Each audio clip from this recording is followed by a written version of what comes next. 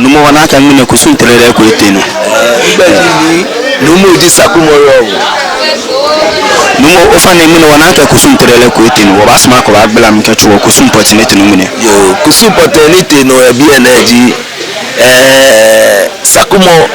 ya dumba no se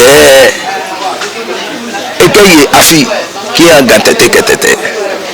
be asani Ŋmaa dumo e akuka jamna ngom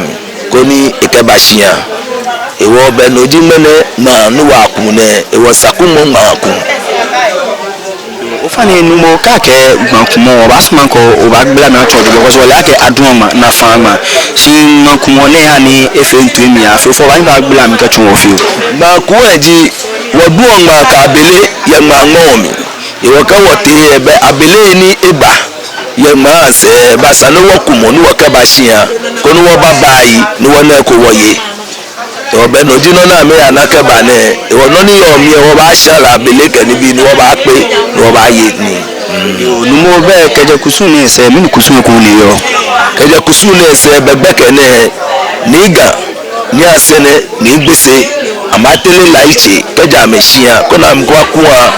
Sakumo ofani no nke agbenu na jimine no ko ye ko hu ka agbenu na ka me laiche ebe ta be wo ba ya Sakumo bro hu emi ni wo ba ajo oshi enu wo ba ajo wo ba la ni wo ke wo gbo ba sile wo gbo yi dige ya wo nyemi sumo ko ga mu ko wi mene gbene no ka ashi oshi onyo kala wi ege ni agba ke amo ke ni bi fe ni yo wo ji ete ege wo fi wo isumo ekome loji oshi na ni wo ba ajo ne